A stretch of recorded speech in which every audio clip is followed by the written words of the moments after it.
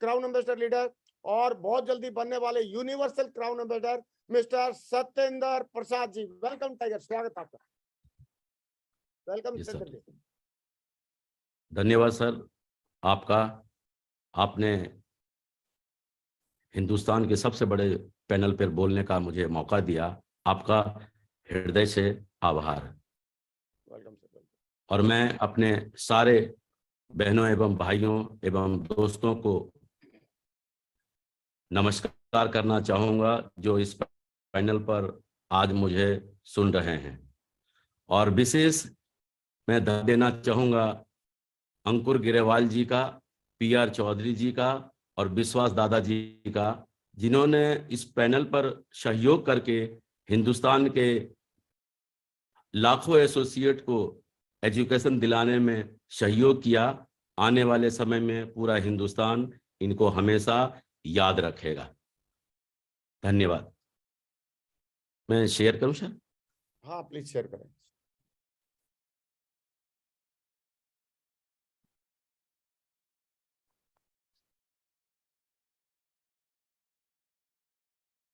सत्येंद्र जी बहुत day by day young लगते जा रहे हैं। वैसे हमारे बड़े भाई साहब हैं लेकिन यंग होते जा रहे हैं।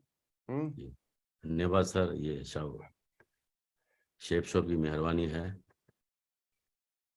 और शेप शॉप के वजह से ही ऐसा हो पा रहा है। बहुत बढ़िया, स्मार्ट लग रहे हैं। और पहले चश्मा लगाते थे, अभी चश्मा भी नहीं लगा रहे हैं। क्या बात है, कुछ ना कुछ तगड़ा राज है। वेलकम जी सर, बिल्कुल बिल्कुल सर, वेलकम। आप सभी लोगों को स्वागत है, आप सभी लोगों का इस पैनल पर। हाँ स्लाइड और आपकी जैसे आप सर स्टार्ट ने कर सकते बताया, हैं। स्लाइड आपकी दिखी है सत्येंद्र जीरो जी, से स्टार्ट कर सकते हैं। वेरी गुड, वंडरफुल सर, बिल्कुल।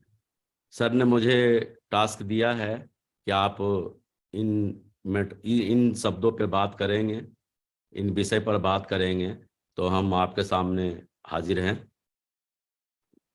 जीरो से लाखों की टीम बनाने और ओडी कार तक पहुंचने का महामंत्र दिया है सर ने। मेरा नाम सत्येंद्र प्रसाद है और मेरा डेट ऑफ बर्थ 2 मई 1964 का है। Birth place Mokama, village Aunta, Patna Bihar का रहने वाला हूं मैं। एजुकेशन 10th पास किया, मैट्रिक बिहार बोर्ड से। School RSM railway aided high school Mokama Ghat Patna Bihar. Printing press में कंपोजिटर का वर्क किया, मोल्डिंग पैटर्न मेकर का भी वर्क किया। डिप्लोमा इन फोटोग्राफी में डिप्लोमा भी किया हूं और state government daily lottery works का काम भी किया हूं। ज्वाइनिंग डेट 24 मार्च 2005, यानी 17 साल 8 महीने हो चुके हैं। वर्क प्लेस कंटिन्यू 43 साल हो गए हैं आगरा यूपी में। और टीम साइज अप्रोक्स 7.5 लाख लोगों का है 200 बीवी के हिसाब से। वैसे तो हमारे ऑनरेबल डायरेक्टर्स का धन्यवाद हृदय से, जिनकी सोच के वजह से शेप शॉप जैसी महान कंपनी का बुनियाद डाला गया और उनका परिणाम आज हम लोग अपने जीवन को बदलते हुए देख पा रहे हैं।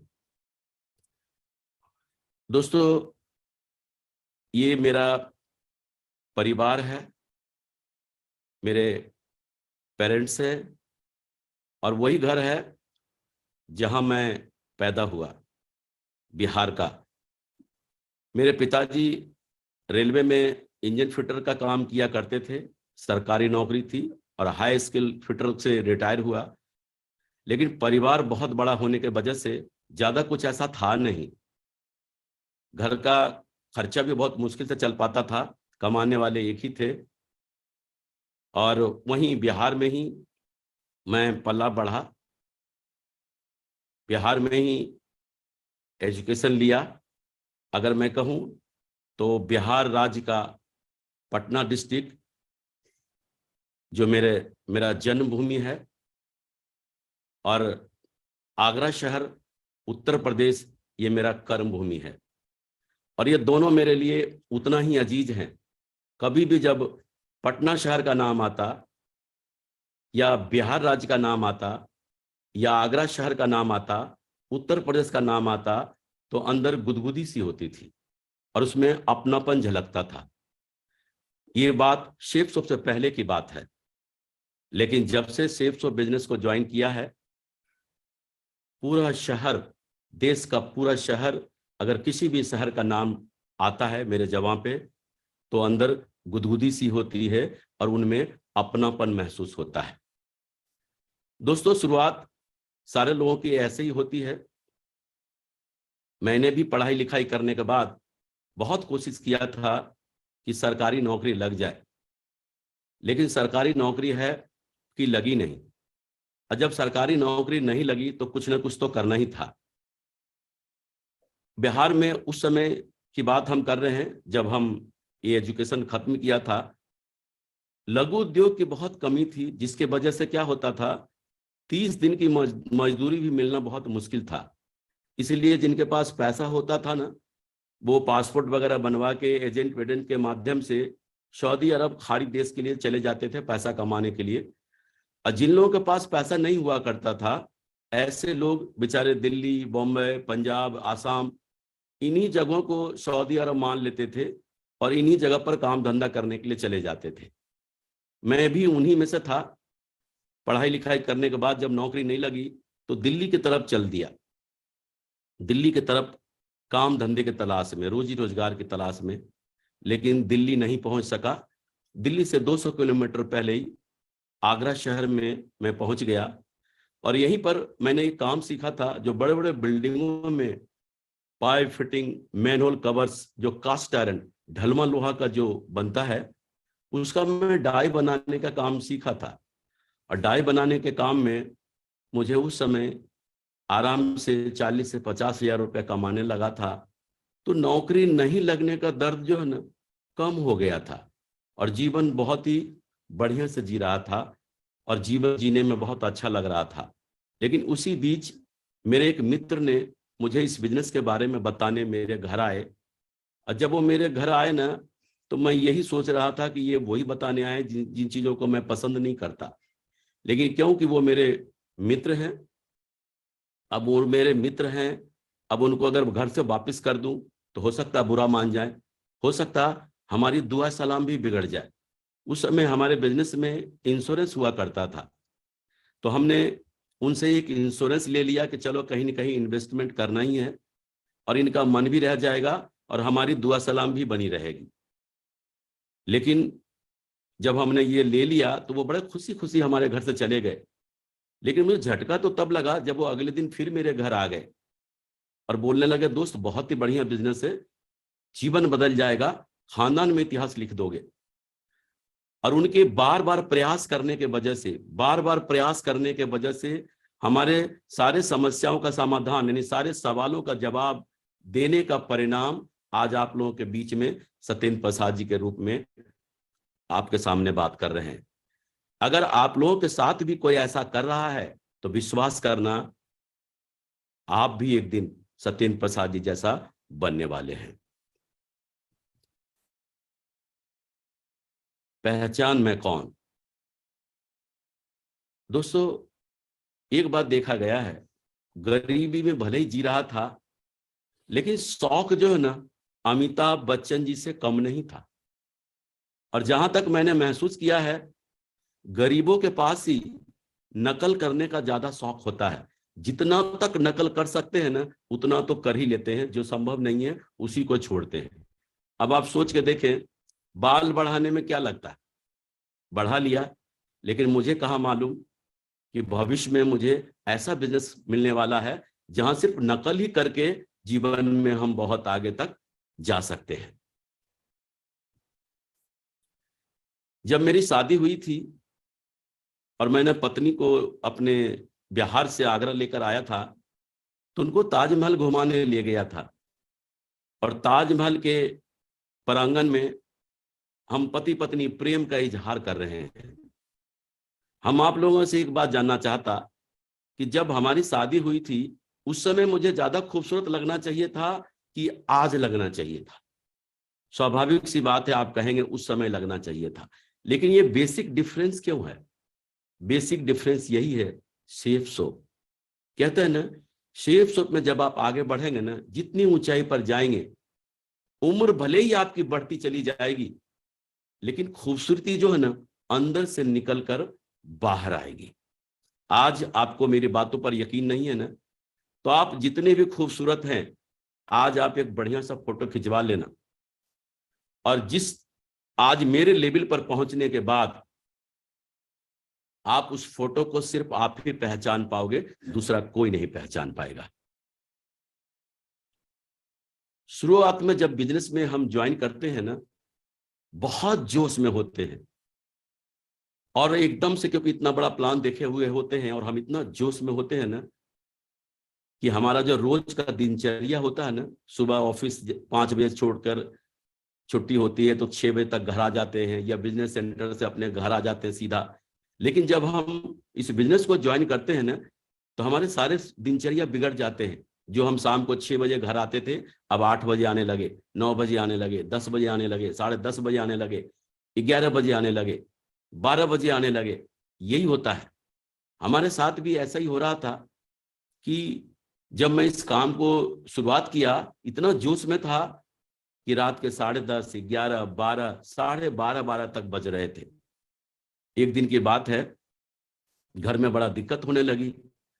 एकदम से मैडम सामने आ गई और बोला, देखो जी, भगवान ने बहुत दिया हमको, कोई भी फालतू फालतू काम करने की जरूरत नहीं है। सोनू को पापा को देखो 10,000 कमाते हैं, मोनू को पापा को देखो, मोहल्ले के जितने पापा है ना सबकी सैलरी बता दिया उन्होंने, और ये बताया कि आप तो उनसे बढ़िया कमाते हो। आज देखो भगवान ने हमको बहुत दिया है, मैं बहुत खुश हूं, कुछ और करने की जरूरत नहीं है। तो मुझे लगा कि शायद मैं घर देर से आता हूं ना, तो इनको प्रॉब्लम हो रही है। मैंने कुछ दूसरा रास्ता ढूंढा, और दूसरा रास्ता क्या, शहर में ही मेरा 3 मंजिल का मकान है। मैंने बीच वाले मंजिल को सोफा वोफा लगा के ऑफिस बना दिया, और फिर क्या किया, वहीं पर लोगों को बुलाना शुरू कर दिया। वहीं पर प्लान हो रहे हैं, वहीं पर फॉलोअप हो रहे हैं, वहीं पर FIM हो रहे हैं। और फिर क्या था, रात के 10:30 बज रहे हैं, 11 बज रहे हैं, 12 बज रहे हैं, 12:30 बज रहे हैं, और ऐसा ही होने लगा।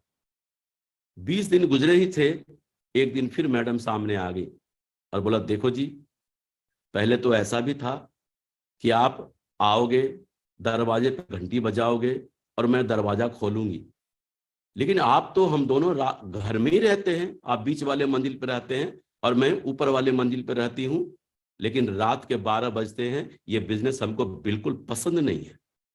तब मुझे समझ में आया कि दरअसल मुझे शाम को लेट से, रात को लेट से आने में इनको कोई प्रॉब्लम नहीं थी, दरअसल इनको इस बिजनेस से ही प्रॉब्लम थी।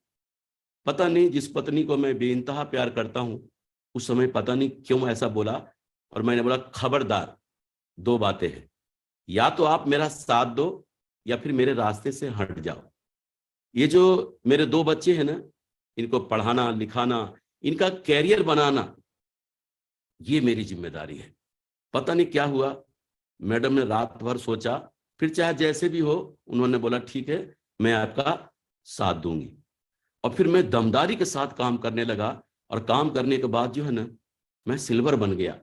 उस समय सिल्वर बनना बहुत बड़ी बात थी, और डायरेक्ट सिल्वर का ही लेवल होता था।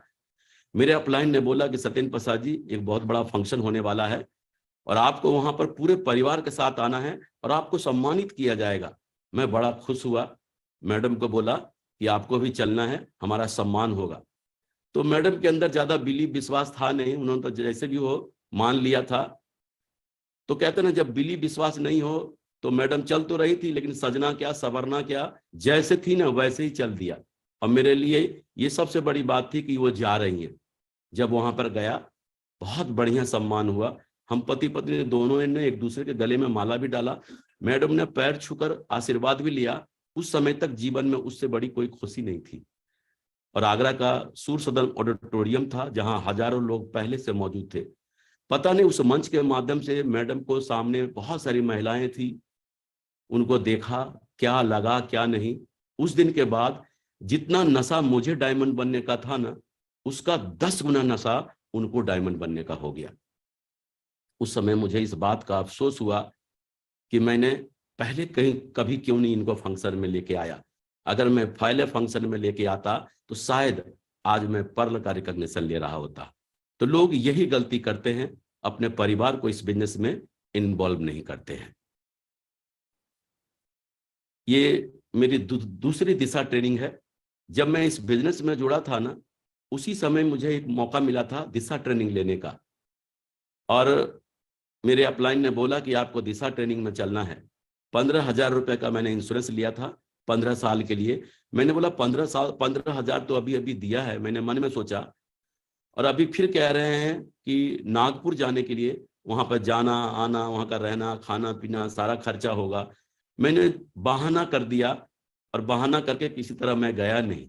लेकिन जब लोग वहां से आते थे ना, तो वहां के प्रोग्राम के बारे में बोलते थे, क्या प्रोग्राम होता वहां पर, जीवन समझ में आता, और सही मायने में जीवन क्या है ना, वो वहां पे समझ में आता। इतनी तारीफ सुनता था कि अगले बार जब प्रोग्राम हुआ दिशा वर्कशॉप, तो मुझे जाने का मौका मिला, अकेले जाने का मौका मिला। और जब वहां पर जाकर गया, तब समझ में आया कि मैंने कितनी बड़ी गलती किया था, वो बहाना बनाकर, और अपने आप को मैं कितना पीछे धकेल दिया। शायद मैं उस समय गया होता दिशा वर्कशॉप लेने, तो आज का पोजीशन कुछ और होता। लेकिन 1 साल लेट हो गया, और जीवन समझ में आया। और ये समझ में आया कि आप जैसा सोचते हैं, जैसा बोलते हैं, जैसा महसूस करते हैं, अगर आपको उस पर यकीन है, तो वो आपके जीवन में हो जाएगा। और ये मेरी दूसरी दिशा ट्रेनिंग है, जो माननीय श्रीमान नरसिंह गिरवाल साहब जी से लेने का मुझे मौका मिला। और मैं सबसे कीमती कपड़ा पहन के गया था, 35 रुपए मीटर वाला कपड़ा पहन के गया था। 2.25 मीटर में मेरा पूरा कपड़ा बना था। आज के युवा को तो पता भी नहीं होगा कि 2.25 मीटर क्या होता है, और 1.5 मीटर में हाफ शर्ट बनते थे। और आज आप लोग जितने भी लोग यहाँ बैठे हैं, मुझे पता है कि मेरे से बढ़िया कपड़ा पहन के बैठे होंगे। तो ये बिलीव, विश्वास और यकीन एकदम जीवन सही मायने में दिशा ट्रेनिंग में जाने के बाद ही मुझे समझ में आया। उसके बाद मैं गोल्ड बना, और हमारे ये आदर्श मेंटर जिनके साथ मैं हूं, और पर्ल बना, और देखें मैं टोपाज बना।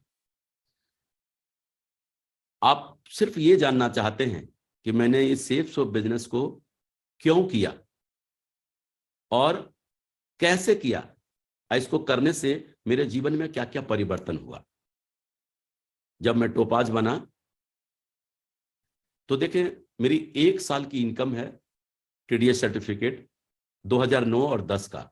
अप्रैल 2009 में मैंने 8,210 रुपया कमाए थे। मई 2009 में 5,070 रुपये कमाए थे। जून 2009 में 22,490 रुपये कमाए थे। जुलाई 2009 में 31,420 रुपये कमाए थे। अगस्त 2009 में 38,840 रुपये कमाए थे। सितंबर 2009 में 54,120 रुपये कमाए थे। अक्टूबर 2009 में 48,260 रुपये कमाए थे। नवंबर 2009 में 50,910 रुपये कमाए थे। दिसंबर 2009 में 61,120 रुपये कमाए थे। और जनवरी 2010 में 74,120 रुपये कमाए थे। और फरवरी 2010 में 1,23,030 रुपये कमाए थे। हमने 1 साल में अपनी इनकम को 1.25 लाख रुपए महीने पर पहुंचा दिया था। और इसकी वजह क्या थी, जो हम जिक्र करते हैं आगे। दरअसल होता क्या है, इस बिजनेस में जब हम ज्वाइन करते हैं ना, तो हमारे खास खास जो लोग होते हैं ना, सगे संबंधी नाते रिश्तेदार यार दोस्त, हम उन्हीं को ये प्लान बताने की सोचते हैं कि चलो यार हम कल को आगे लखपति तो हैं ही, करोड़पति आगे बन ही जाएंगे।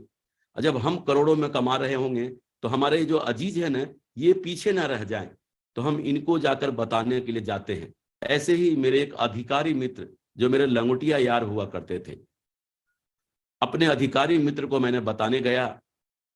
और जब अधिकारी मित्र को बताया ना ये प्लान, बहुत ही बढ़िया और दमदारी से बताया, उस व्यक्ति ने जानते हैं मेरे से क्या कहा, बोला सत्येंद्र, तेरे को अपनी परवाह नहीं है तो कम से कम मेरा तो ख्याल किया होता। मैं अपने किसी दोस्तों से तेरे को मिलवाऊं तो क्या बोलकर मिलवाऊं कि ये मेरा मित्र कैसा वैसा काम करता है। मुझे उस दिन बहुत बुरा लगा, इतना बुरा कि मैं इतना गिरा हुआ काम करता हूं कि इसको अपने दोस्तों से भी मिलवाने में भी शर्मिंदगी महसूस हो रही है।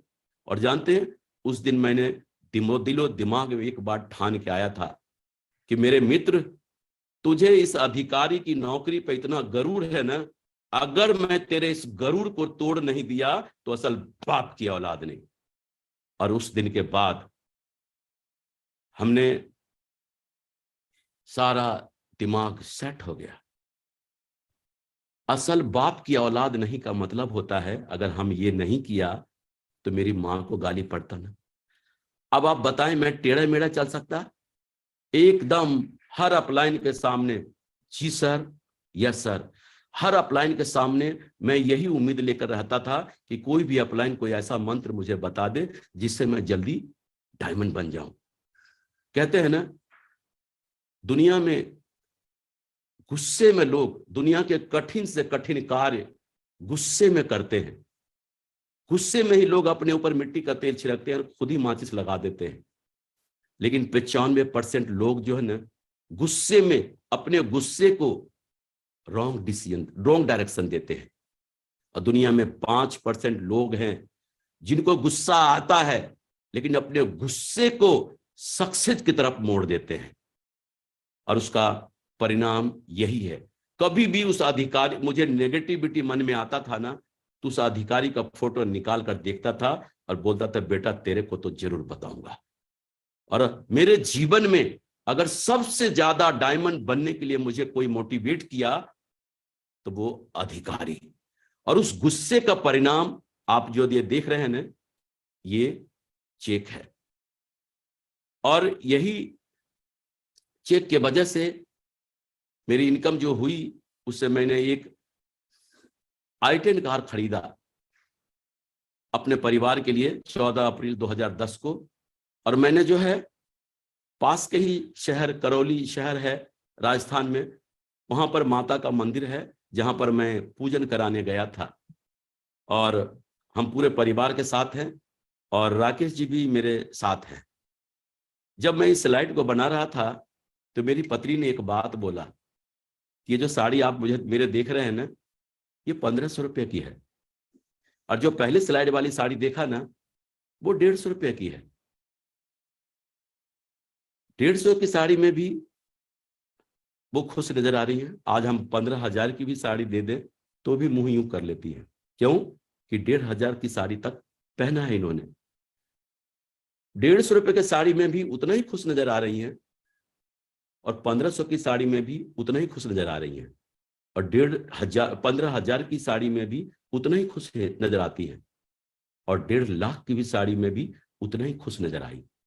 इसका मतलब है कि जब आपकी सोच बड़ी हो जाएगी ना, तो चीजें छोटी लगने लगेगी। और देखें, ये वही मित्र, अधिकारी मित्र मिस्टर अविनाश कुमार जी, जो रेलवे में स्टेशन मास्टर हुआ करते थे। मैं ये बताने की कोशिश कर रहा आपको, जब कोई आपको ना कहता है ना, तो आपको लगता है कि वो जीवन भर के लिए ना कह दिया। नो, नो का मतलब ये नहीं होता। नो अगर कोई कह रहा है ना, तो आपको खुल्लम खुल्ला चैलेंज कर रहा है, तू करके दिखा, पीछे से मैं आता हूं। क्योंकि ये बिजनेस जो है ना, पतली चमड़ी वाले लोगों का बिजनेस है, जिनको लोगों की बातें चुभती हो। मोटी चमड़ी वाले का नहीं, कि सूजा भी घुसेड़ दो तो भी कुछ नहीं होने वाला है। और आज देखो परिणाम। वही मित्र 2009 में जब मैं इनके पास गया था, इन्होंने क्या बोला था, और वही मित्र 2011 के आखिरी में आगे बढ़कर जबरदस्ती मेरे को ज्वाइन किया। और मुझे पूरा यकीन है कि ये दिसंबर जनवरी तक क्राउन बनने जा रहे हैं, और आज जगवार एफ फेस से चलते हैं, और डायमंड बनते ही रेलवे में स्टेशन मास्टर की नौकरी को से वीआरएस ले लिया, और आज फुल टाइम इस बिजनेस को कर रहे हैं। तो भरोसा करो, जो आपको ना कहा है ना, वही लोग आप ही के साथ जुड़ेंगे और आपको आगे बढ़ाएंगे। ये लाइव एग्जाम्पल है।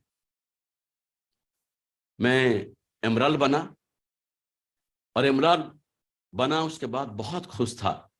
लेकिन उसी बीच कुछ ऐसा हुआ कि मेरी दोनों लाइन किसी कारणवश एकदम से खत्म हो गई। आप सोच के देखें, इतनी अच्छी अच्छी इनकम आ रही हो और पैसा भी सब कुछ दिख रहा, कार भी खरीद लिया, सारे खर्चे भी बढ़ गए और एकदम बिजनेस जीरो पे आ गया। या तो ये कंडीशन था कि ऐसी कंडीशन में हम कोमा में चले जाते, लेकिन धन्यवाद परमपिता परमेश्वर का, माननीय श्रीमान नरसिंह गिरेवाल जी जैसे हमारे मेंटर मिले, अपलाइन मिले, जिन्होंने मेरे सर पे हाथ रखकर, कंधा पे पीठ थपथपा कर बोला, बड़े भाई, हमने जब बनाना नहीं सीखा था ना, तब तो हमने 1250 2500 की टीम बना दिया, 2500 की टीम बना दिया।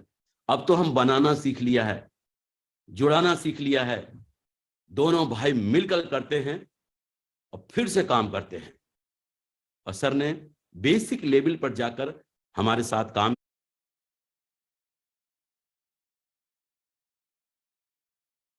किया, आपका जीवन भर कृतज्ञ रहूंगा। और हमने काम करने का परिणाम, जिस दमदारी के साथ काम किया, प्रेजेंट टाइम में हमारे आईडी पे क्राउन शो है, लेकिन बहुत जल्द मैं क्राउन एम्बेसडर कंप्लीट करने जा रहा हूं, फिर से स्टार्टिंग करने के बाद। 24 दिसंबर 2011 को मैं रूबी बना और 5 मई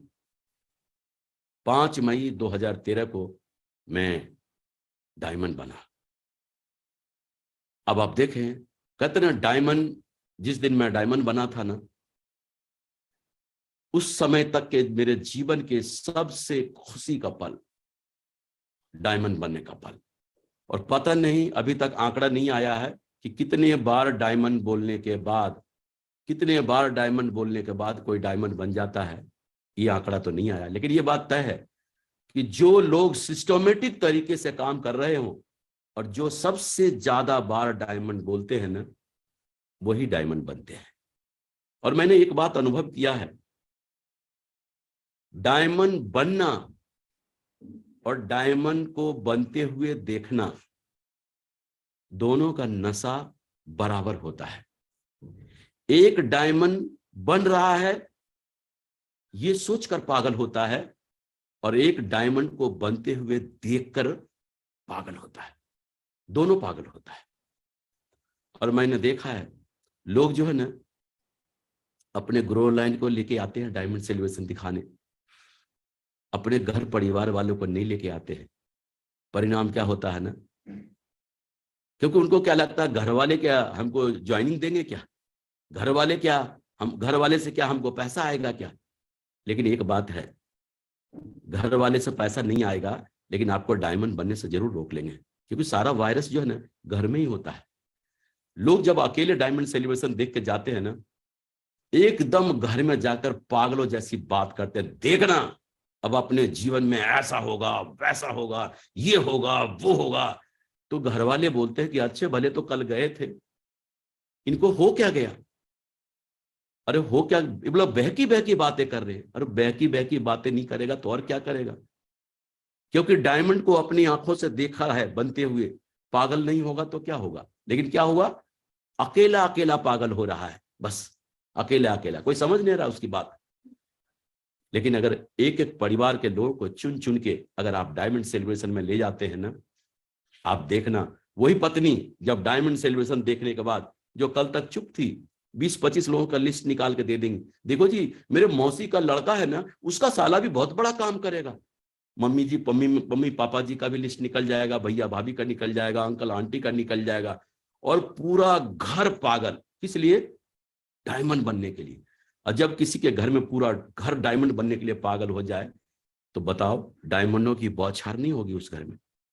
दरअसल क्या है, अगर आप पूरे परिवार को डायमंड सेलिब्रेशन दिखा देते हैं ना, और अगर किसी दिन आपके मन में विचार भी आ जाता है ना कि लगता है मुश्किल है मैं डायमंड बन पाऊंगा, जानते हैं उसी समय आपकी पत्नी खड़ी हो जाएगी आपके सामने और बोलेंगे, देखो जी आपको क्यों ऐसा लगता है कि आप डायमंड नहीं बनेंगे, दुनिया में किसी को यकीन हो या ना हो, मुझे आप पर पूरा यकीन है कि आप डायमंड जरूर बनेंगे, और आप आगे बढ़ो, मैं आपके साथ हूं।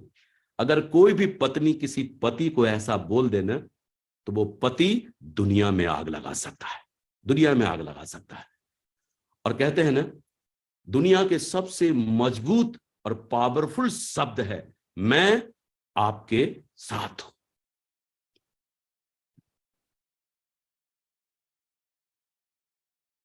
ये देखिए जी, जब बिहार में जब मेरी शादी हुई थी, और बिहार में शादी जानते हैं सरकारी नौकरी वाले लोगों की ही लगती है।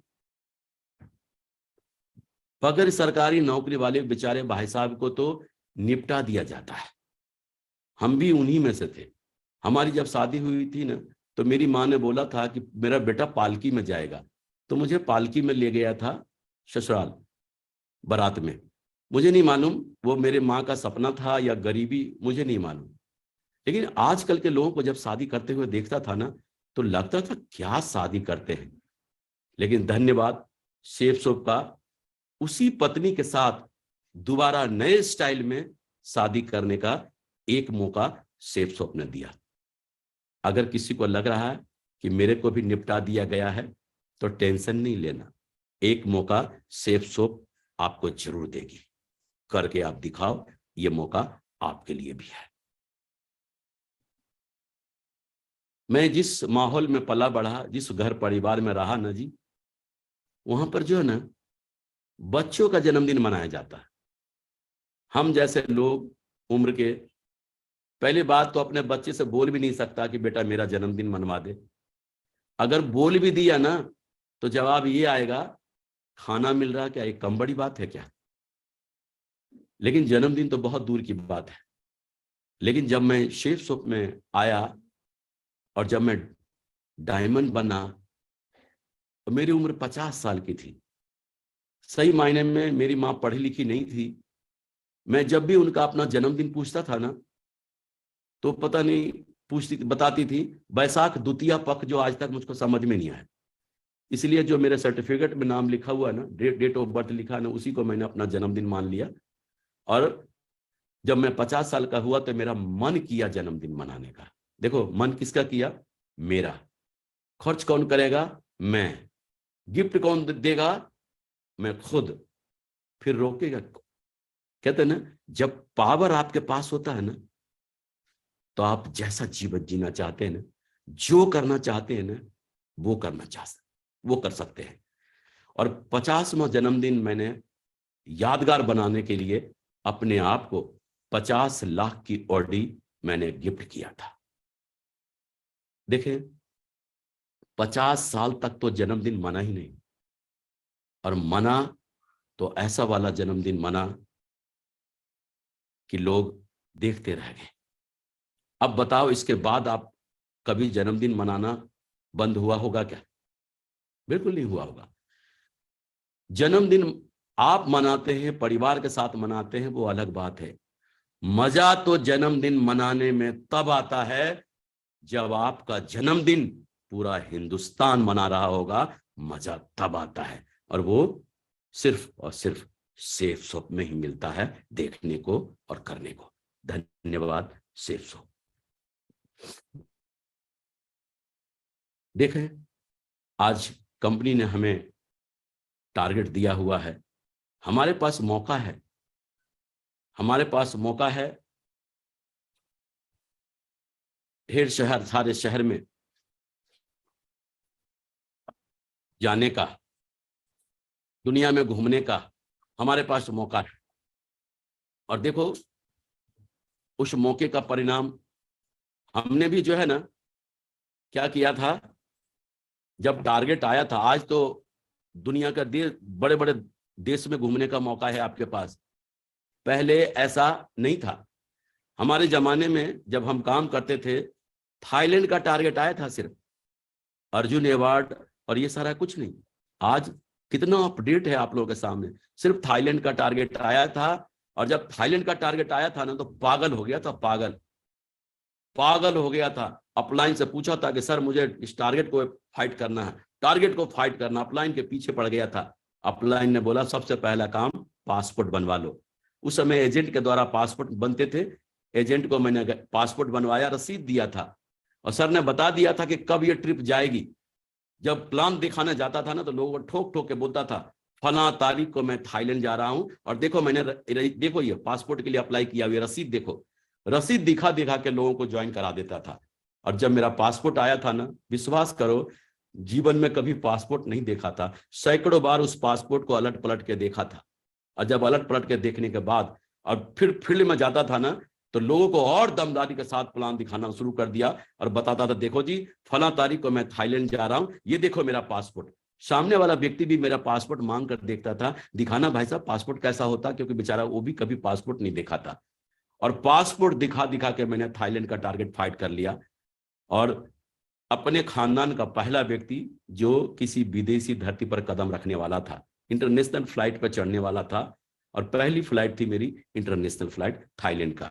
जब मैं थाईलैंड के लिए गया था हवाई जहाज पर चढ़ने के लिए, तो मैंने धन्यवाद तो मत्था टेक कर सेफ सोप को किया था, धन्यवाद सेफ सोप। उस समय मोबाइल फोन होते थे, 3 बार बटन दबाओ तो ऐसा आता था।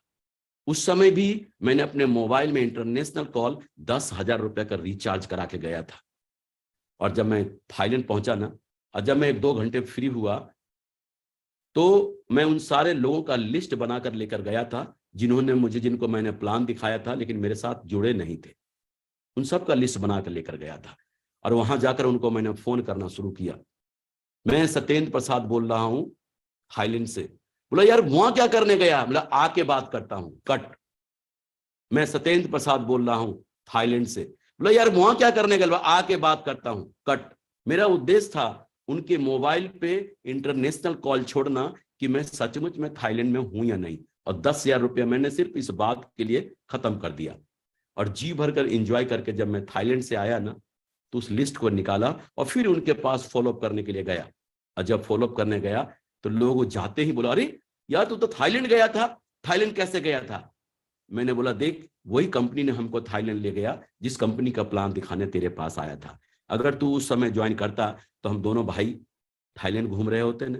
लेकिन देख टेंशन लेने की कोई जरूरत नहीं है, कंपनी ने फिर से टारगेट दिया है, दोनों भाई मिलकर काम करते हैं, अब कि तेरे साथ थाईलैंड घूमने चलते हैं। और विश्वास करें मैंने जिन जिन लोगों को कॉल किया था ना, लगभग सब लोगों का सेल मेरे पास आ गया, सब लोगों का सेल मेरे पास आ गया। और जानते हैं देखो कहते हैं ना, पॉकेट से अगर पैसा खर्च होता हो और वो कभी वापस नहीं आता हो ना, उसको खर्चा बोलते हैं। लेकिन पॉकेट से पैसा अगर खर्च हुआ हो ना और वो वापस आ जाए ना, उसको इन्वेस्टमेंट बोलते हैं। लेकिन उस समय तो ऐसा था, लेकिन आज अपॉर्चुनिटी कितनी बड़ी है। 3-3.5 हजार में 8-10 दिन के लिए आपको इंटरनेशनल कॉल का सुविधा मिल जाता है, वीडियो कॉलिंग का। जिस होटल में भी आप दुनिया में जाएंगे रहेंगे, वाईफाई सेवा मौजूद होता है। वहां जाकर अगर दुबई से आप जाकर यूरोप में जाकर आप किसी को कॉल करते हैं, यूरोप में जाकर किसी को कॉल करते हैं, वीडियो कॉलिंग करते हैं, अगर 100 लोगों को वीडियो कॉलिंग करते हैं तो आप बताएं 100 लोगों में 50 लोग इस बिजनेस में आएंगे कि नहीं? आपके पास इस शानदार मौका है ज्यादा से ज्यादा लोगों को इस बिजनेस में ज्वाइन कराने का और अपने सपनों को सच करने का, साकार करने का। और ये देखें, इससे पहले मैंने एक ही देश की यात्रा किया पैदल पैदल, जहां पर बॉर्डर पार कर लेते हैं, उस देश का नाम है नेपाल। लेकिन इस बिजनेस में आने के बाद थाईलैंड जैसे देश, Nepal, Singapore, Malaysia, Hong Kong, Macau, चेक Republic, Slovakia, Finland, Hungary, Austria, Barcelona, Russia जैसे देशों का सफर टूर करने का मुझे मौका मिला। अभी ढेर सारे अभी भी टारगेट मेरे पास हैं, जो कि स्विट्जरलैंड, लंदन, यूएसए, किन्हीं कारणों बस कोरोना के कारणों के बस नहीं जाना हो सका। लेकिन पूरा यकीन है शेफ शॉप में मुझे कि शेफ शॉप के माध्यम से पूरा हिंदुस्तान घूमने का मौका मुझे मिलेगा और मैं पूरे हिंदुस्तान को घूमूंगा। और देखें मकाऊ में अपने पूरे टीम और अपने मेंटर के साथ घूमने का मौका मिला, हांगकांग घूमने का मौका मिला, सिंगापुर जाने का मौका मिला, अपने मेंटर के साथ में। मलेशिया जाने का मौका मिला, स्टार क्रूज पे सिंगापुर से मलेशिया जाने, पशुपतिनाथ का मंदिर का दर्शन करने का भी मौका मिला। यूरोप में जाकर महसूस हुआ कि माइनस टेम्परेचर में लोग कैसे जीते हैं और कैसे रहते हैं। ये अंग्रेज जो इतने गोरे गोरे दिखते हैं, उनके गाल एकदम लाल लाल दिखते हैं, जब माइनस टेम्परेचर में रात दिन आदमी रहेगा तो वो ऐसा नहीं, गोरा नहीं होगा तो कैसा होगा। हम लोग भी रहकर देखा, पता चला कि ये सब एकदम ऐसे हो गए थे। वो तो जाने के बाद ही पता चलता है जो वहां जाते हैं। इसलिए टारगेट जीतना क्यों जरूरी है, ये अनुभव वहीं जाकर मिलेंगे, यहां नहीं। रसिया जाने का मौका मिला पूरे परिवार के साथ, अजय जी के साथ, ये मेरा पूरा परिवार है। और रसिया दुनिया का ऐसा देश है जहां आधे शहर, आधे देश में दिन और आधे देश में रात होते हैं। मिडनाइट कंट्री कहा जाता है इनको। अजीब सा दुनिया, एकदम रात के डिनर लेने जा रहे हैं 11 बजे, तो अभी शाम ही है, अभी सूरज डूबे नहीं है। अजीब अजीब सा लग रहा था वहां तो जाने के बाद ऐसा लग रहा था कि यहाँ सेफ शॉप का बिजनेस बहुत दमदारी से चलेगा, क्योंकि रात होते ही नहीं, यहाँ घड़ी देखकर लोग दुकान खोलते हैं, घड़ी देखकर मार्केट खोलते हैं, घड़ी देखकर सारा काम करते हैं। नेक्स्ट जनरेशन प्लान, आप लोगों को जब प्लान दिखाया जाता है तो उसमें बताया जाता है जनरेशन टू जनरेशन प्लान है, पीढ़ी दर पीढ़ी का। अगर विश्वास और बिलीव और यकीन की बात करें तो राकेश जी मेरे इकलौते बेटे हैं। अगर मैं चाहता तो इनका कहीं न कहीं सरकारी जॉब लगवा सकता था। एमएससी एग्रीकल्चर कंप्लीट किया था इन्होंने, लेकिन मैंने एज ए कैरियर क्यों दिया इनको, और उसका परिणाम आप लोगों के सामने है। आज राकेश जी भी आईडी पे क्राउन है और बहुत जल्द क्राउन मास्टर कंप्लीट करने जा रहे हैं। ये विश्वास, और देखें विश्वास की बात करते हैं तो राकेश जी की जब शादी नहीं हुई थी ना, तब भी मैं ये बात कहता था इस कंपनी के विश्वास और बिलीव और यकीन के बारे में कि मेरा बेटा तो छोड़ो, मेरा पोता भी एक दिन डायमंड बनेगा। और देखो, पोता के रूप में 5 साल का कुणाल प्रसाद जी आपके सामने हैं। आप सोच के देखो, मैंने तो गरीबी भी देखा है, गरीबी में भी जिया है। राकेश जी को थोड़ा बहुत मिला, लेकिन ये तो रईस से रईस, लग्जरी हॉस्पिटल में पैदा हुआ, लग्जरी गाड़ी से घर आया, शानदार बंगले में रहा। मैंने तो अनुभव किया है, सेफ शॉप से पहले मैंने जितने कपड़े पहने हैं ना, उससे ज्यादा कपड़ा पहनकर इसने तो अलग कर दिया, इससे ज्यादा कपड़े पहनकर अलग कर दिया। बिलीव, विश्वास की बात करें तो आज मेरी जो बिटिया है एक, जिनकी शादी भी मैंने सेफ शॉप में ही किया। हमारे दामाद जी जो हैं वो रूबी लेवल पर हैं, और हमारे समधी साहब हैं जो बिजनेस लेवल पर हैं। मैं चाहता तो मैं बड़े अधिकारी के साथ इनकी शादी कर सकता था, मैं चाहता तो किसी बिजनेसमैन के साथ इनकी शादी कर सकता था, लेकिन सेफ शॉप ही क्यों? क्योंकि मुझे पता है आने वाले समय में इस बिजनेस में किस तरह का जीवन मिलने वाला है, ये सोचकर और ये बिलीव और विश्वास करके मैंने सेफ शॉप में शादी किया। इससे बड़ा विश्वास और बिलीव कहीं नहीं हो सकता किसी के लिए भी। ये मेरा पुराना घर है 3 मंजिल का, जिसके बारे में मैंने अभी जिक्र किया। और माननीय श्रीमान राजीव चतुर्वेदी साहब जी और माननीय श्रीमान नरसिंह गिरेवाल साहब जी अपनी बिटिया के साथ जब हम टोपा लेवल पे था हमारे घर पधारे और आशीर्वाद दिया। सर का कोटि कोटि धन्यवाद। सर ने इस गरीब की कुटिया पे पधार के हमें सौभाग्य प्राप्त किया। और आज जिस घर में मैं रहता हूं वो मेरा ये घर है जहां आज मैं रहता हूं।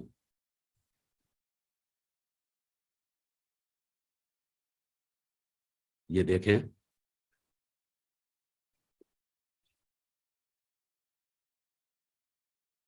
आज मेरे 100+ डायमंड्स है। सारे लोगों का तो फोटो नहीं लगा पाया है, लेकिन मुझे पूरा यकीन है उसमें एक से एक लेवल है।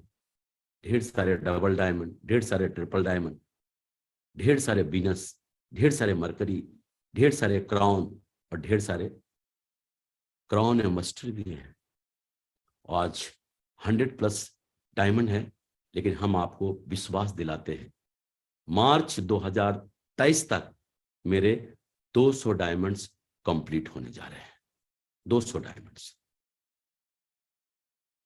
ये मेरा हंसता खेलता खुशहाल परिवार है, जिनके साथ जीवन बहुत बढ़िया जी रहा हूं। जब सेफ शॉप में आया था तो मुझे बताया गया था कि 2 लाख सप्ताह और 8 लाख रुपया महीना मिलेगा, लेकिन मुझे ही नहीं पता था कि यहां पर 8 लाख रुपया सप्ताह भी मिलेगा। ये मुझे नहीं पता था।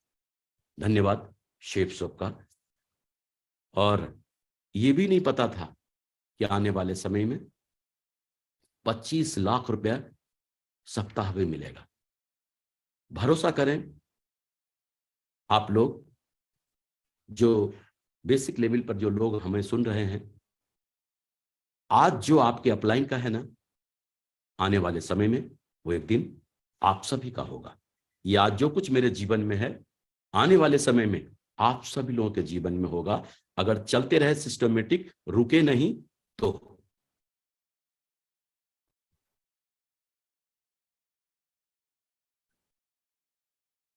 इस बिजनेस में 2 तरह के लोग आते हैं।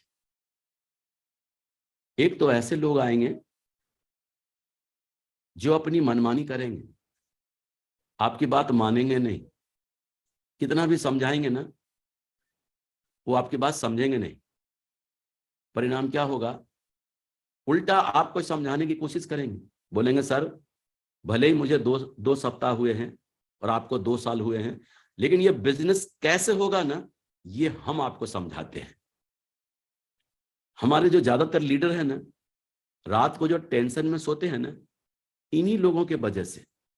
बोला अच्छा मुझे 2 साल हुए हैं और 2 सप्ताह का बंदा मुझे बताता है कि बिजनेस कैसे होगा, ये हम आपको बताएंगे। ये जो लोग हैं ना,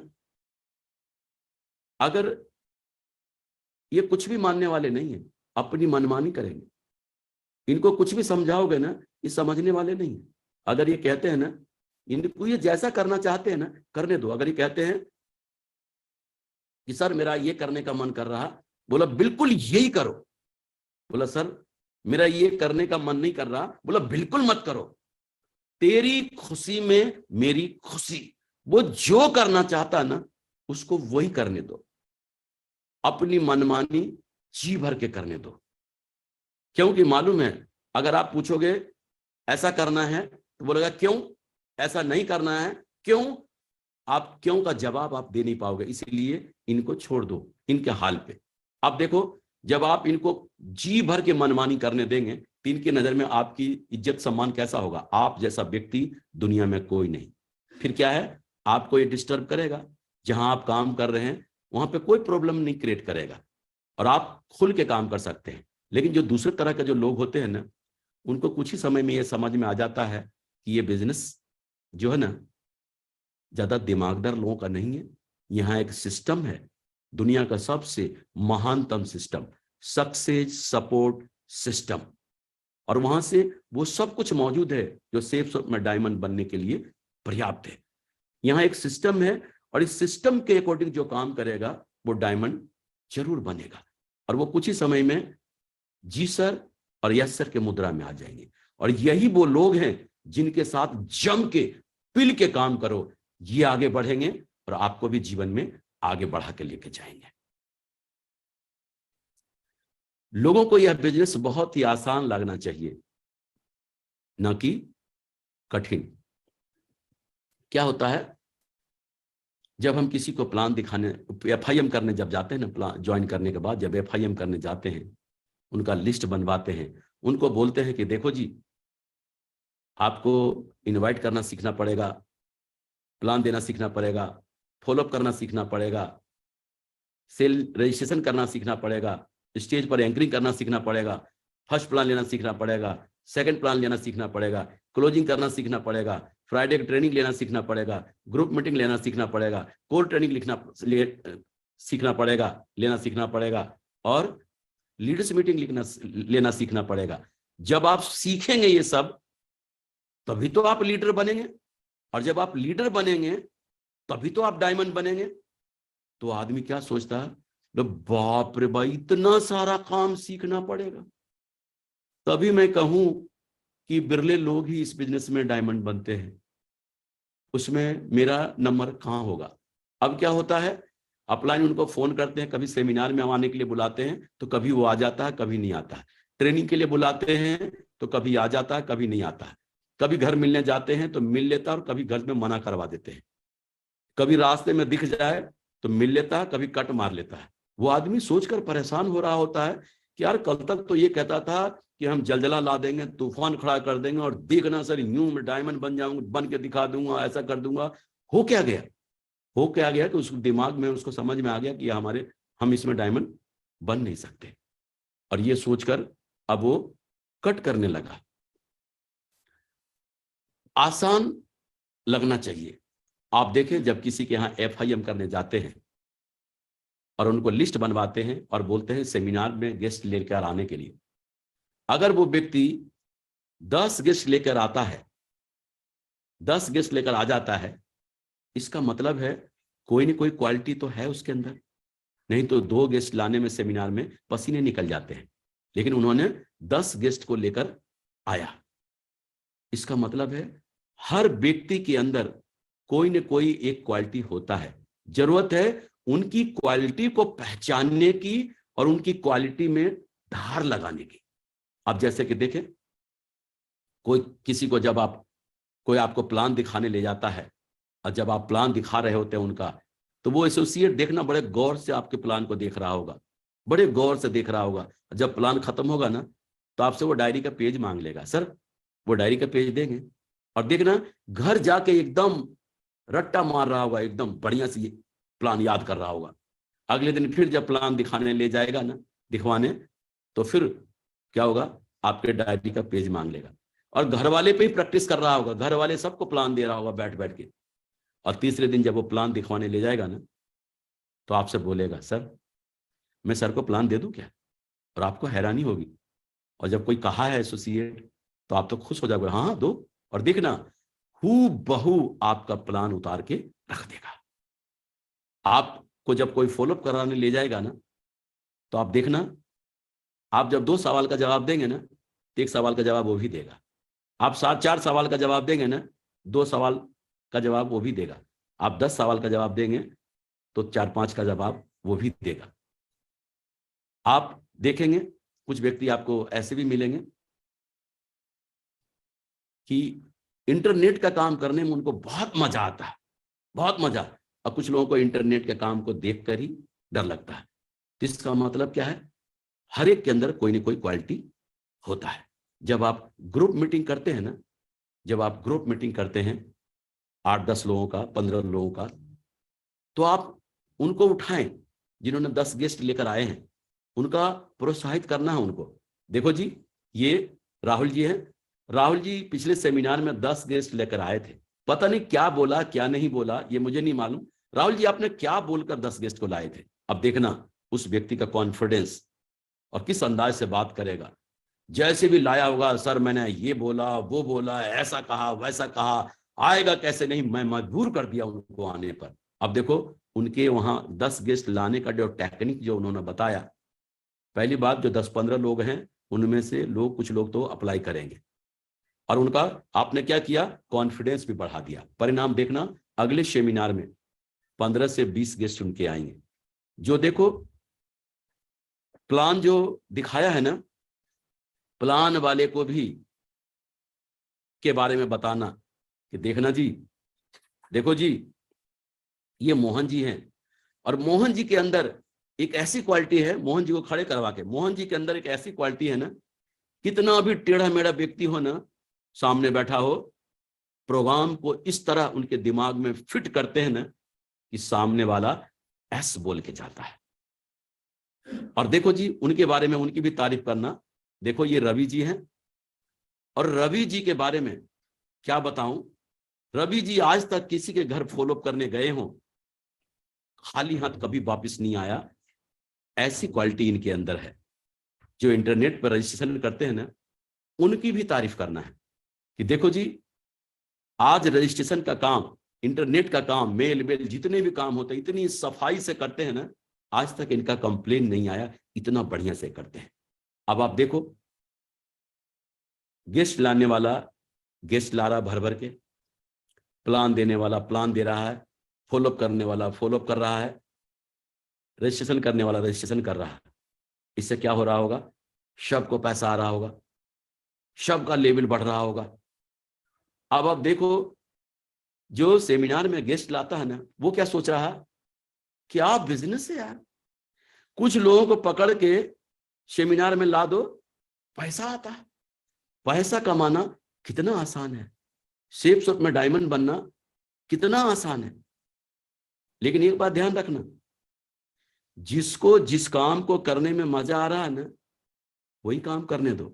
अगर उनको ट्रेनिंग में आने के लिए बोल रहे हो और वो कटने लगा, दोबारा बोला ट्रेनिंग में आने के लिए, कटने लगा, दोबारा बोला ट्रेनिंग में आने के लिए, कटने लगा, समझ जाना कि उनको ट्रेनिंग में आना अच्छा नहीं लगता, लेकिन सेमिनार में गेस्ट लाना अच्छा लगता है।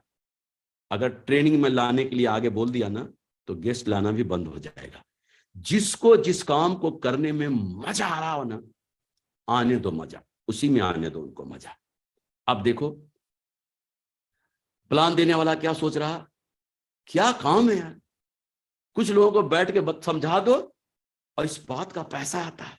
पैसा कमाना कितना आसान काम है, डायमंड बनना कितना आसान काम है। वो देखो, फॉलोअप करने वाला क्या सोच रहा, यार कुछ लोगों के साथ बैठ के बातचीत कर लो और इस बात से पैसा आता है। पैसा कमाना कितना आसान काम है, डायमंड बनना कितना आसान काम है। और रजिस्ट्रेशन वाला, इंटरनेट वाला क्या सोच रहा, वो भी ऐसे ही सोच रहा है। अब देखो, अब आगे क्या होता है, जब भी कोई काम करना बिल्कुल आसान लगे ना, तो अंदर से इच्छा जागृत होती है सीखने की। अब देखो,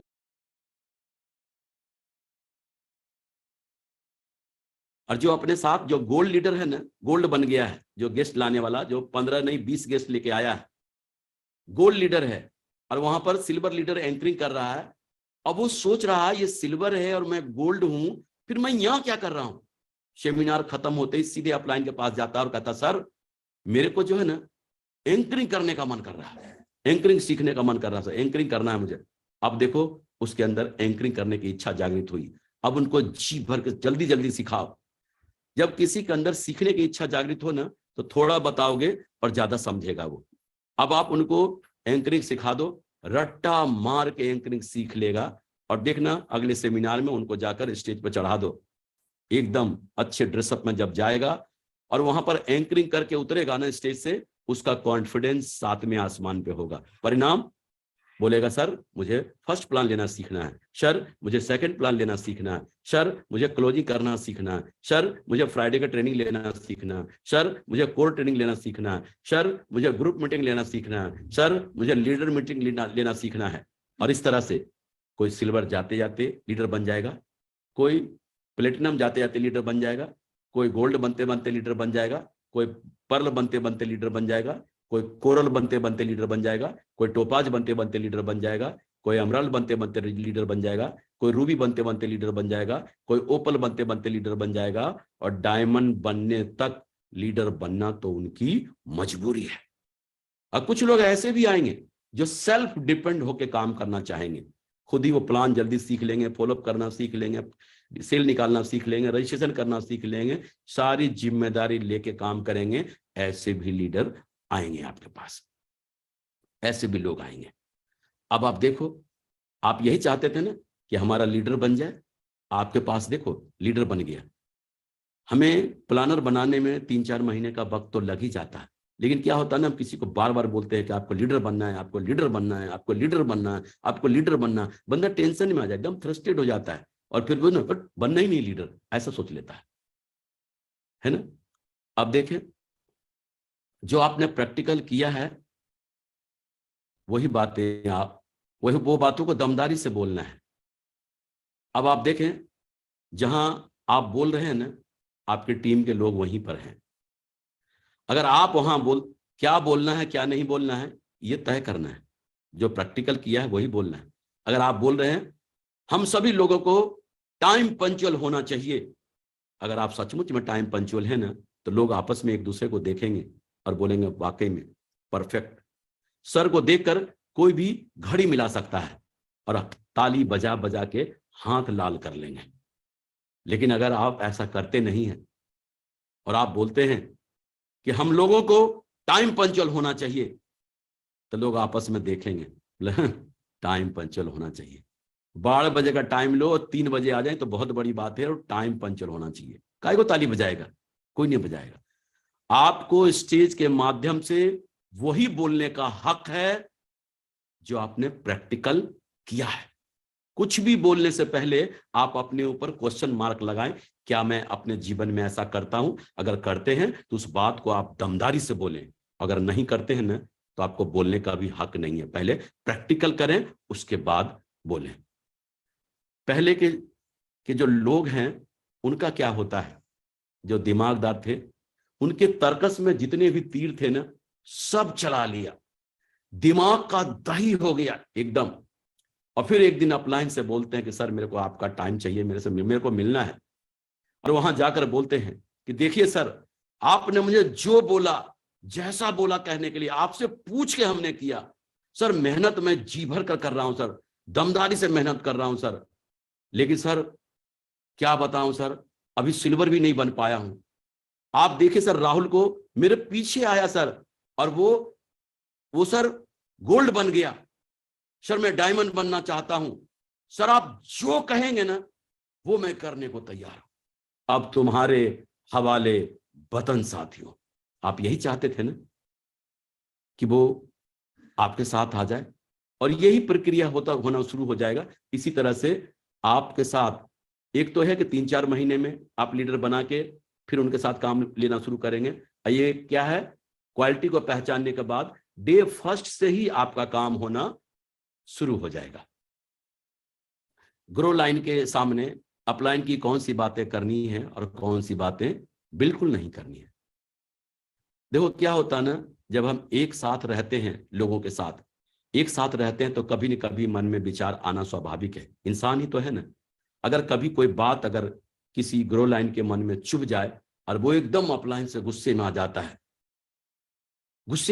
है, और फिर क्या, वो भड़ास जो है ना कहीं से निकालने की सोचता है। कहाँ जाए? अपने ग्रो लाइन के पास घूमता है। ग्रो लाइन बोलते हैं सर लग रहा आज थोड़ा सही नहीं रख रहा दिमाग आपका, सही मूड नहीं लग रहा सर, आज लगता है कोई बात है क्या सर, टेंशन में दिख रहे हैं। बोले नहीं नहीं ऐसी कोई बात नहीं। नहीं नहीं सर, अरे हम आपके चेहरे को रोज देखते हैं सर, कोई नहीं कोई तो बात है सर।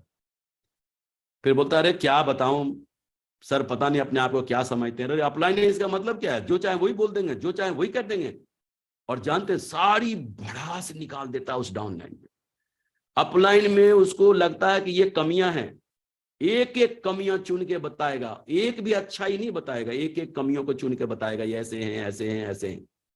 और जब वो वहां से चला जाता है ना, तो उस डाउन लाइन के दिमाग में, ग्रो लाइन के दिमाग में एक मैसेज जाता है कि अपलाइन की बुराई भी करनी चाहिए। और जब वो अपने ग्रो लाइन के सामने होता है ना, तब इस अपलाइन की बुराई करता है कि सर हमारे अपलाइन की बुराई कर रहे थे, ऐसा ऐसा बोल रहे थे, फलां सर के बारे में, फलां सर के बारे में ऐसा ऐसा बोल रहे थे, और इस सर को नहीं मालूम, सर के बारे में मैं बताता हूं।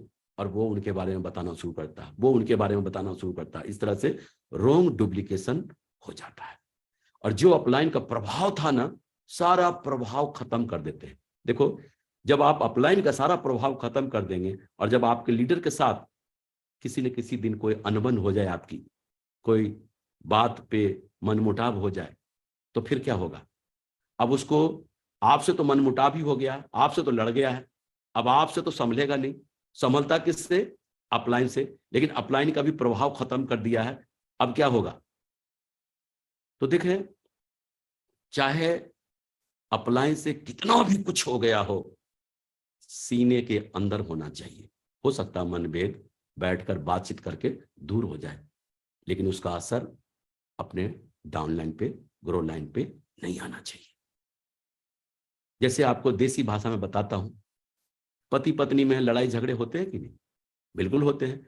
पति पत्नी में जब लड़ाई झगड़े होते हैं ना, तो एकदम पहले तो दोनों फूल जाते हैं, बातचीत बंद हो जाता है उनका।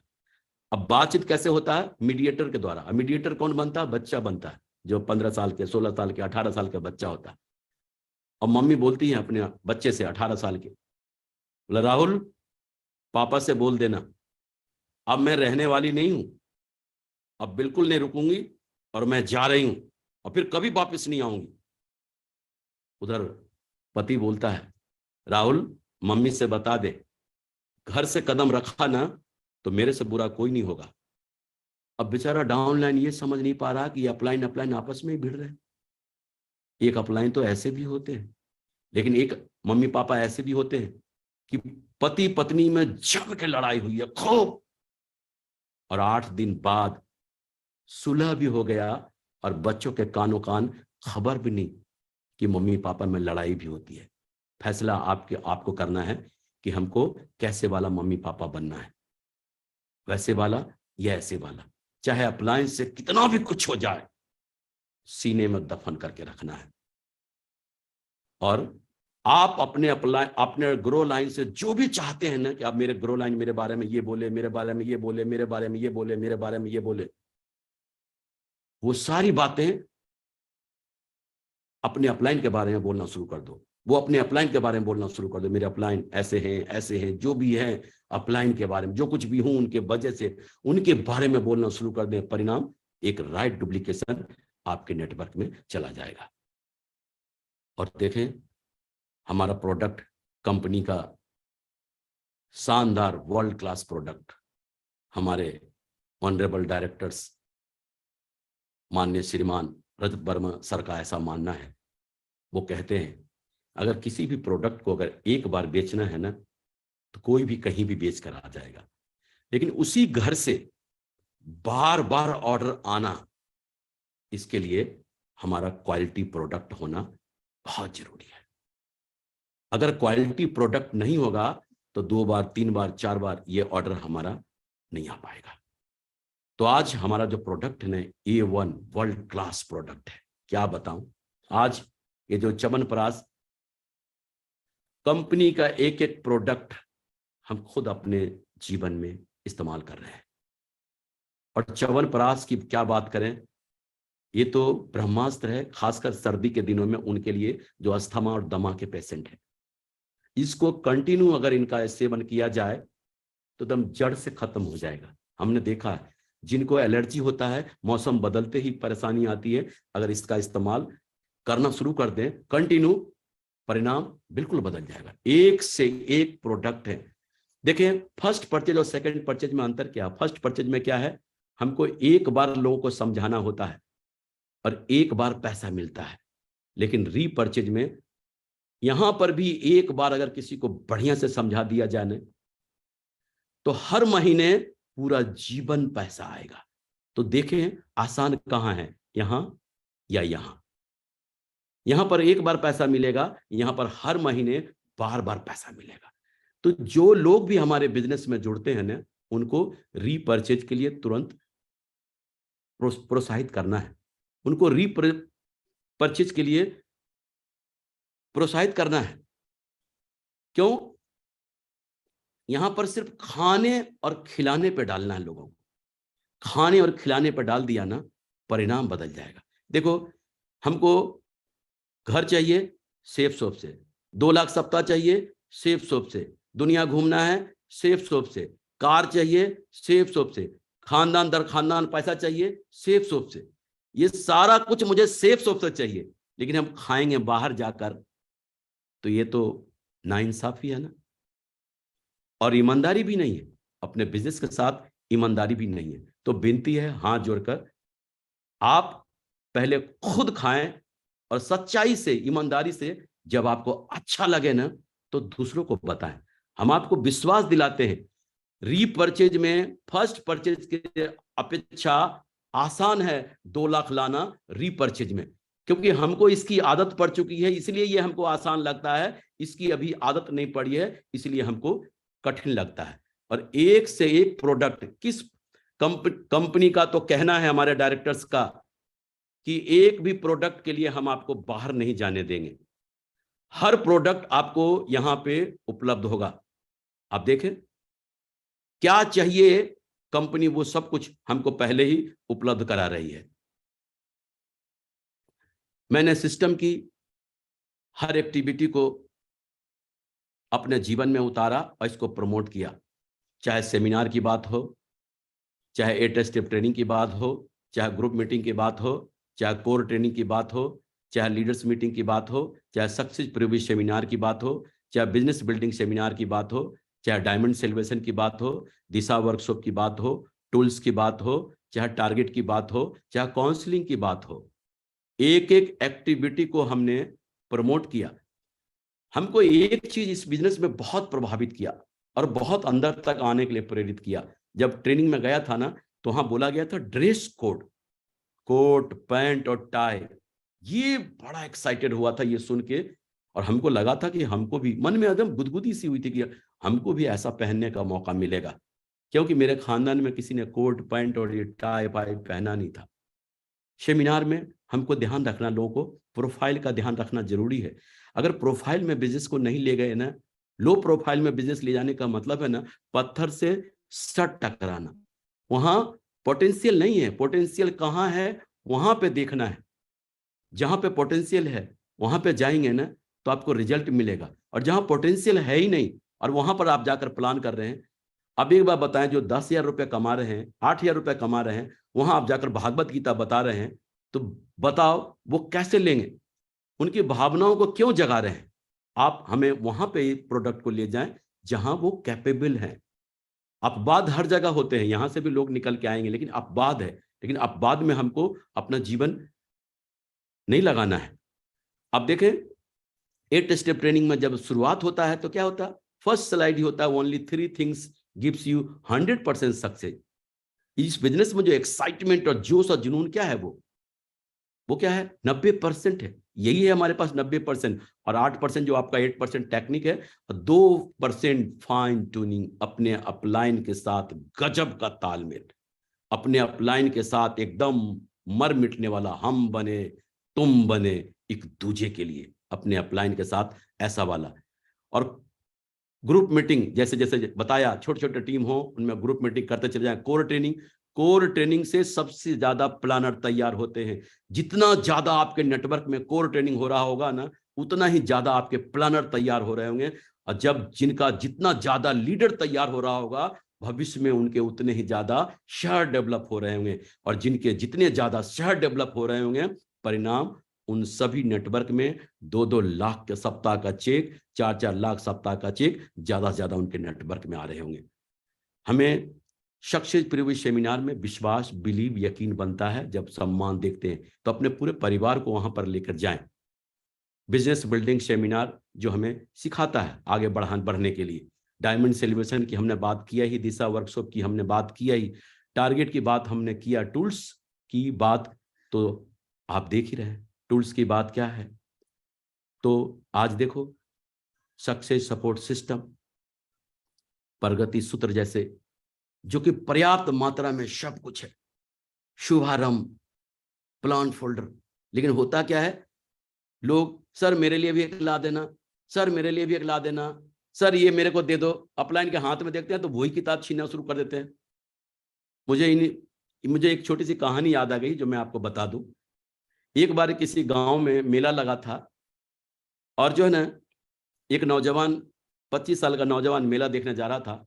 जी मोहल्ले से निकला ना, मोहल्ले की भाभी मिली और बोले देवर साहब कहाँ जा रहे हैं। बोला भाभी साहब मेला देखने जा रहा हूँ। बोला देवर साहब मेरे मुन्ने के लिए एक झुंझुना लेके आना। बोला हाउ। जब आगे बढ़ा ना, एक भाभी साहब और मिली, पूछी देवर साहब कहाँ जा रहे हैं। बोला भाभी साहब मेला देखने जा रहा हूँ। बोला देवर साहब मेरे मुन्ना के लिए एक झुंझुना लेके आना। बोला हाउ। जब कुछ दूर और पहुंचा ना, एक भाभी सा और मिली और बोला, देवर सा कहाँ जा रहे हो? बोला, भाभी सा मेला देखने जा रहा हूं। बोला, देवर सा, एक 100 का नोट देकर उनके हाथ में बोला, देवर सा, मेरे मुन्ना के लिए एक सुंदर सा झुंझुना लेके आना। तो जानते देवर सा ने क्या बोला? बोला, भाभी सा, किसी का मुन्ना झुंझुना से खेले या ना खेले, आपका मुन्ना झुंझुना से जरूर खेलेगा। तो क्यों खेलेगा भाई? क्योंकि भाभी साहब ने पैसा दिया ना। गांव घर में भी ये जीवन भर आपको याद रहेगा ये बातें।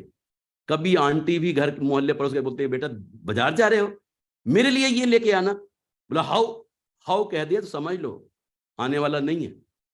तो है ना, अपलाइन को आप पकड़ कर छीनो बगैर पैसा दिए, प्रगति सूत्र, अरे एक ही है मेरे पास, मैं आपको कैसे दे दूं? नहीं देंगे। लेकिन उसी अपलाइन को पैसा दो, पॉकेट में डाल दो प्रगति सूत्र का, और फिर खींचो ना, पकड़ ढीली पड़ जाएगी, है ना। तो ये ध्यान रखने वाली बात है,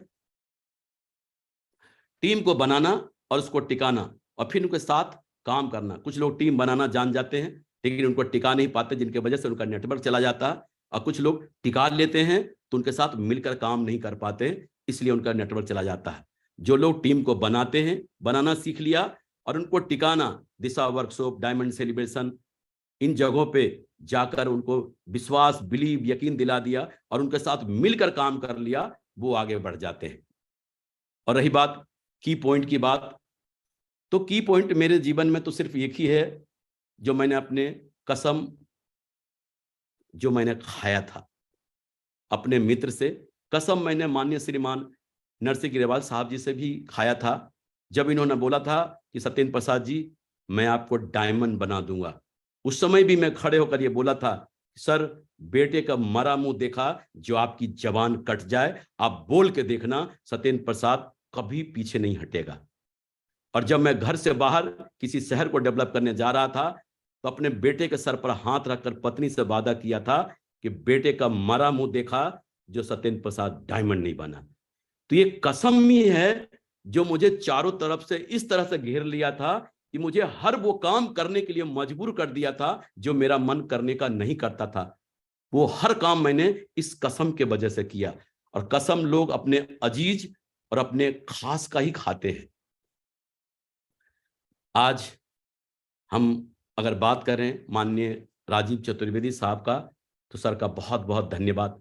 सर ने शुरुआती दिनों में बहुत हेल्प किया, सर के साथ काम करने का भी मौका मिला, आने जाने का भी मौका मिला। और माननीय श्रीमान संजय जैन साहब का भी दिल से धन्यवाद।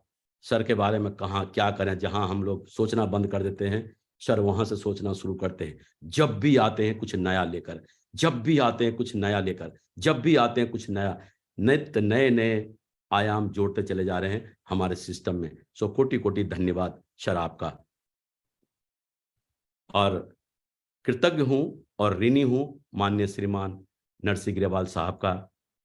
आज भी मुझे याद है जब मैं डायमंड बना था तो अपना पूरा परिवार कृतज्ञता व्यक्त करने के लिए सर के पास गया था कि सर आपके वजह से मैं डायमंड बना, मेरा जीवन पूरा परिवार ऋणी रहेगा आपका।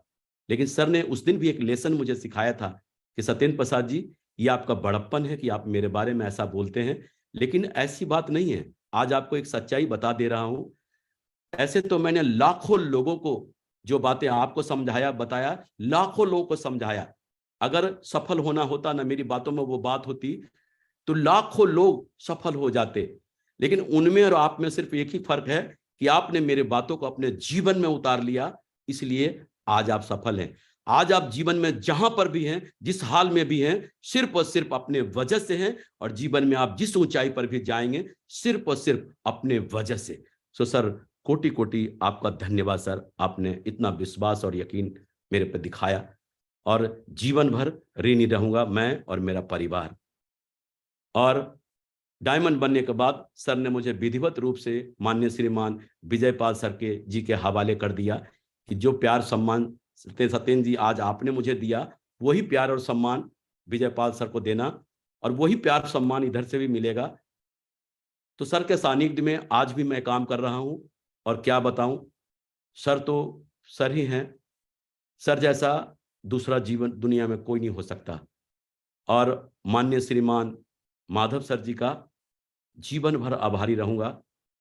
इन्होंने डे फर्स्ट से, जब आप शुरुआत में सर के साथ था तब भी सर का साथ था, आज हम माननीय श्रीमान विजयपाल सर जी के साथ हैं, आज भी मेरे साथ हैं।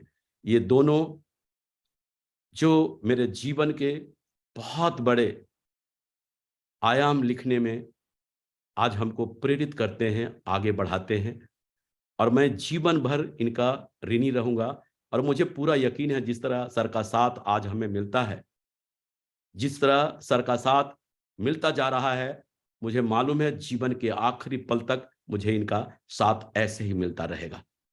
और माननीय श्रीमान सत्य प्रकाश सर जी, माननीय श्रीमान शिव कुमार शर्मा सर जी, माननीय श्रीमान राधेश्याम फौजी सर जी और माननीय श्रीमान अजय राजपूत सर जी, इन्होंने शुरुआती दिनों में बेसिक लेवल पर इन्होंने भरपूर साथ दिया, जी भर कर इन्होंने मेरे साथ मेहनत किया। मैं कृतज्ञ हूं अपने अपलाइन का, जिन्होंने मुझे शुरुआती दिनों में ए से जेड तक इन्होंने सिखाया, नर्सरी से लेकर LKG सब इन्होंने मुझे कैसे आगे बढ़ना है, कैसे क्या करना है, एक एक बातों को सिखाया है। और मैं ये नहीं होते तो शायद आप जैसे बड़े बड़े योद्धा हमको कभी नहीं मिलते। सो धन्यवाद हृदय से आपका भी सर, बहुत बहुत धन्यवाद। और आज जो है मैं धन्यवाद आप सभी लोगों का करना चाहता हूं, जो लोग आज आप मुझे सुन रहे हैं। आज हमने अपने जीवन का एक मिशन बना रखा है, जीवन का एक मिशन बना रखा है कि आप चाहे जितनी भी ऊंचाई पर हो, जितनी भी ऊंचाई पर हो, अपना मान हमेशा शून्य के बराबर रखना। हो सकता है आपकी वैल्यू कहीं गिनती में ना हो, लेकिन जिसके बराबर में भी आप खड़े हो जाएंगे ना, उसकी कीमत 10 गुना बढ़ा देंगे, 10 गुना बढ़ा देंगे। हमने ये बात सुना है, फर्क इस बात से नहीं पड़ता कि आज आप जीवन में कहां हैं, कितने सफल हैं। फर्क इस बात से पड़ता है ना कि आप जितने सफल जीवन में हो सकते थे, क्या उतने सफल हुए क्या? ये सोचना बहुत जरूरी है। आज हमने 59 साल की मेरी उम्र है, और कहते हैं ना लोग 60 साल की उम्र में लोग तीर्थ यात्रा और इसकी बात करते हैं, जब अपने बच्चों के शादी ब्याह कर देते हैं तो तीर्थ यात्रा और इन्हीं बातों की बात करते हैं।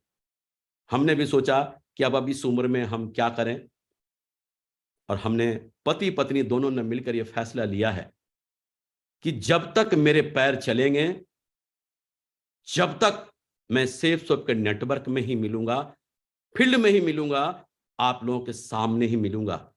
मेरा तो तीर्थ यात्रा यही है, जीना यहां, मरना यहां, इसके सिवा जाना कहां। ये मेरा तीर्थ यात्रा यही है। और लोग ये ना समझें कि आज मैं बूढ़ा हो गया, 59-60 साल का हो गया। 25 साल के भी बूढ़े होते हैं और 60 साल के भी बूढ़े होते हैं। आपकी उम्र क्या है इस बात से कोई फर्क नहीं पड़ता। फर्क इस बात से पड़ता है कि आपकी सोच किस उम्र की है, इस बात से फर्क पड़ता है। और आज मैं जीवन भर एंजॉय करता रहूंगा, लोगों के बीच में घूमता रहूंगा और काम करता रहूंगा, और इसी तरह से मैं जीवन को आगे ले जाऊंगा। मेरा जीवन में एक ही मिशन है कि लोग इस दुनिया से जाते हैं, जब शमशान घाट जाते हैं, किसी के 4 लोग नहीं मिलते, 10 लोग नहीं मिलते, लेकिन मेरे वजह से अगर किसी के घर में खुशियां आई हो ना, तो उनके आंसुओं पे मेरा हक होगा। और मेरा सपना है कि जब मैं इस दुनिया से जाऊं, 2-4 नहीं, ऐसे भी जनाजे होते हैं पूरे शहर में जगह नहीं मिलती है। और मैं जीवन पर्यंत इसी मिशन के लिए काम कर रहा हूं, पति पत्नी दोनों इसी मिशन के लिए काम कर रहा हूं। और आखिरी में मैं अपनी बातों को एक ही बात कहकर समाप्त करूंगा। 3 मित्र थे, तीनों में बहुत गहरी दोस्ती थी। एक का नाम दौलत, दूसरे का नाम ज्ञान और तीसरे का नाम विश्वास। तीनों एक समय ऐसा आया कि तीनों को बिछड़ने का समय आया। दौलत से पूछा कि दोस्त, आज हम बिछुड़ रहे हैं, जीवन में कभी मिलने का मौका मिले तो हम आपसे कहां मिलेंगे? दौलत ने बोला मैं अमीरों के पास मिलूंगा, लेकिन जब ज्ञान से पूछा कि दोस्त आज हम बिछड़ रहे हैं, जीवन में कभी मिलने का मौका मिले तो मैं आपसे कहाँ मिलूंगा, तो उन्होंने बोला मैं विद्यालय में मिलूंगा, मंदिर में मिलूंगा, मस्जिद में मिलूंगा, गिरजाघर में मिलूंगा, गुरुद्वारे में मिलूंगा। और विश्वास गुमसुम सा एकांत में पड़ा हुआ था। दोनों ने जाकर विश्वास से पूछा कि दोस्त आज हम बिछुड़ रहे हैं, अगर जीवन में कभी मिलने का मौका मिले तो हम आपसे कहाँ मिलेंगे। विश्वास बहुत ही गहरी सी सांस लेकर बोला कि दोस्त जीवन में एक बार अगर मैं बिछुड़ गया ना तो फिर कभी नहीं मिलता हूं, कभी नहीं मिलता हूं। तो दोस्तों विनती है आप सभी से, आप अपने अपलाइन का, आप अपने ग्रो लाइन का, आप अपने परिवार का विश्वास बना के रखें। सच कह रहा हूं, अगर आप अपलाइन का विश्वास जीतने में कामयाब हो गए ना तो उनके दिलों पर राज करेंगे और जीवन भर माला माल रहेंगे। मैं इन्हीं बातों के साथ आज की बात समाप्त करना चाहूंगा। आप लोगों ने धैर्यपूर्वक मुझे सुना।